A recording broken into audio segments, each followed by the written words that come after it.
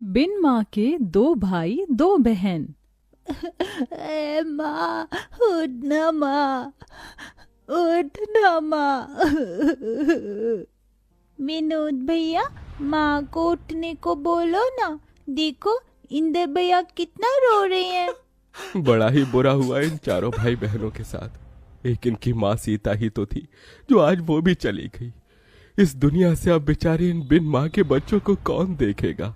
वही तो मोहन, अरे एक माँ बिना बाप के भी बच्चे पाल लेती है, मगर एक बाप नहीं। यूं तो ये दोनों भाई हैं, मगर हैं तो ये भी बच्चे। अब 10-12 बरस कोई उम्र थोड़ी है इनकी कमाने की। वहां खड़ा हर कोई उन बिन माँ के बच्चों को देखकर दुख जता रहा है। विनोद, इंदर, सुमन और राधा अपनी माँ की बेसुध पड़ी लाश को देखे जा रहे थे। सीता के पिता ने उसका हाथ रमेश जैसे गलत इंसान के हाथ में दे दिया। सीता को शादी के बाद पता चला कि रमेश पियक्कड़ है, मगर हर औरत की तरह सीता ने भी इस उम्मीद से कि एक न एक दिन रमेश सुधर जाएगा, उसने इस रिश्ते को निभाया और 2 बेटी और 2 बेटों को जन्म दिया। सारा जीवन दुख उठाकर उसने भरसक उन्हें पालने की जिम्मेदारी उठाई, मगर उसका कमजोर शरीर जरूरत से ज्यादा मेहनत करने की वजह से कई बीमारी में घिर गया और आज सीता इस दुनिया में नहीं रही। विनोद ने डबडबाई आंखों से अपनी माँ के शव को देखकर कहा, इंदर भाई, माँ का अंतिम संस्कार करना है। दोनों भाई अर्थी उठाए शमशान घाट लाकर अंतिम संस्कार करते हैं। ठंड इतनी भयंकर थी कि बेचारे उन बिन माँ के भाई बहनों का रोम रोम कांप उठा था। दुधमुही राधा चिता को जलता देख बस रोए जा रही थी।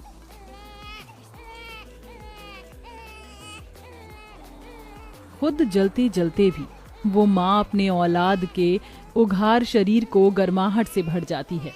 बेचारे उन चारों भाई बहनों को भूखे प्यासे 2 दिन हो जाते हैं।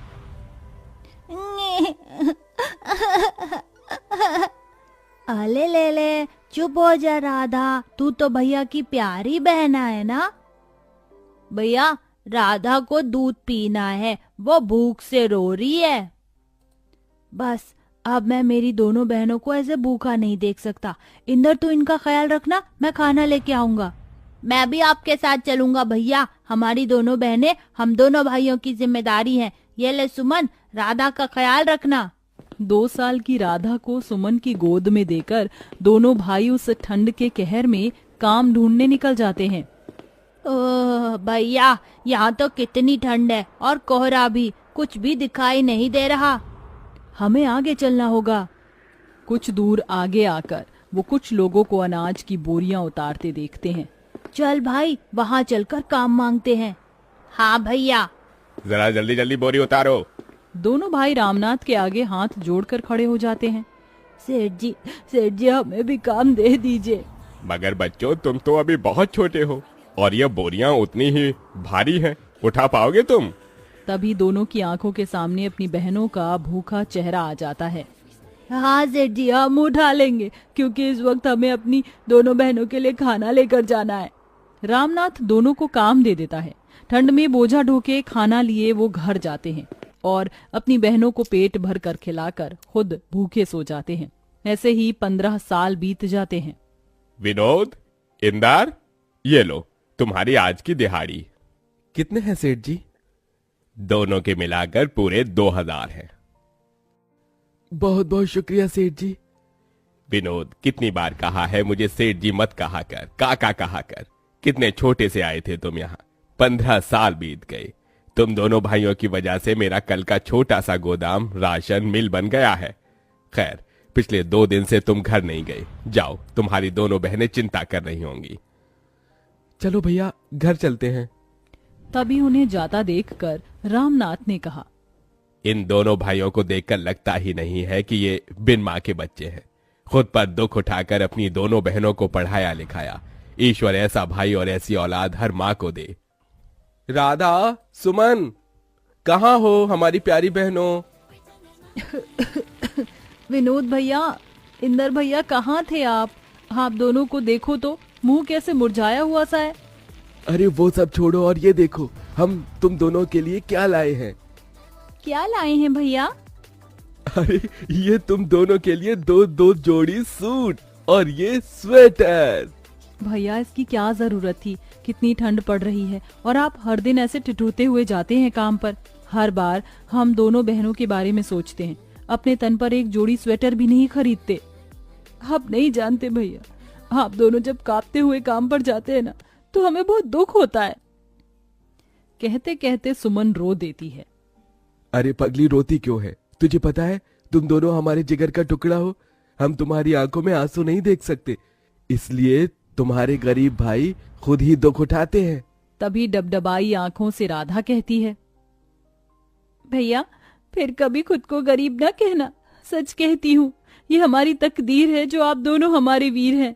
आप दोनों की परछाई में हमने हमेशा माँ को देखा है।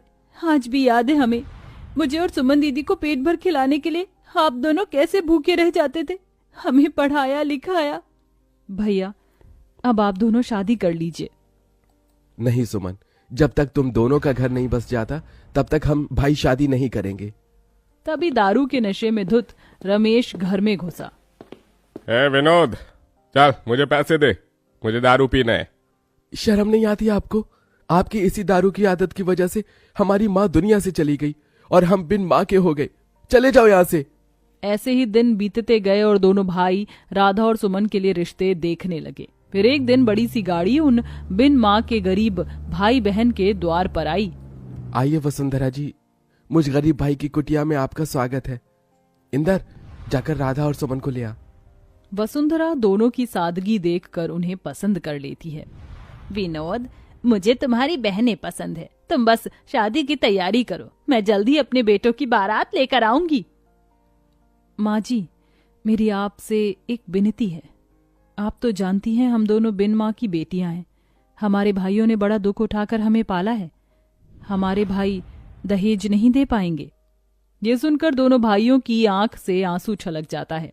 बेटी, मुझे कोई दहेज नहीं चाहिए, चलती हूँ। ऐसे ही दिन बीतते हैं। इधर शादी का दिन पास आया है तो वहीं ठंड कई गुना बढ़ जाती है। भैया, आज आपकी तबीयत बिल्कुल ठीक नहीं लग रही है। हाँ भैया, लगता है आपको ठंड लग गई है, आज आप आराम कीजिए।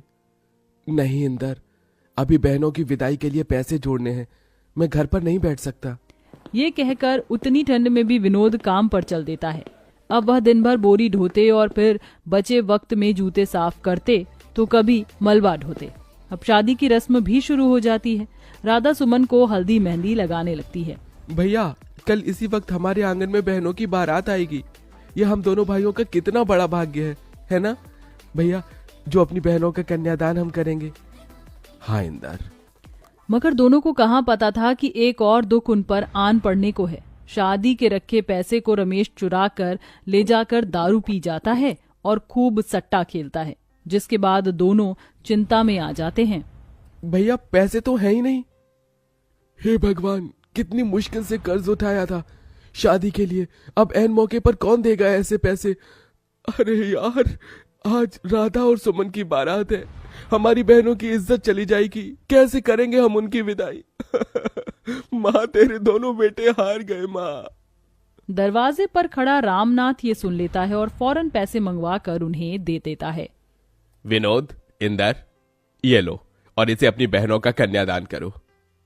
बहुत बहुत शुक्रिया काका, आज आपने हमारी बहनों की विदाई रुकने से बचाई। जिसके बाद दोनों उनका कन्यादान करते हैं और शादी बड़े धूमधाम से वसुंधरा के बेटों से होती है, जिसे कि पूरा गांव देखता है।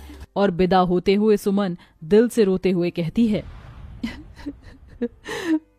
भैया, आपने हम दोनों के लिए माँ और पिता दोनों का फर्ज निभाया। जाते जाते इस बहन को एक खुशी और दे दो। बोल मेरी बहन। भैया, अब बस अपना घर बसा लो, हम दोनों आपका घर बसते देखना चाहती हैं। थोड़े ही दिनों बाद दोनों भाई भी शादी कर लेते हैं और चारों बहन भाई अपने अपने जीवन में खुशी को पाते हैं। कहते हैं इस दुनिया में माँ की जगह कोई नहीं ले सकता, मगर इंदर और विनोद जैसे भाई जिस भी गरीब बहन के भाग्य में हो तो माँ और पिता दोनों का रूप मिल जाता है।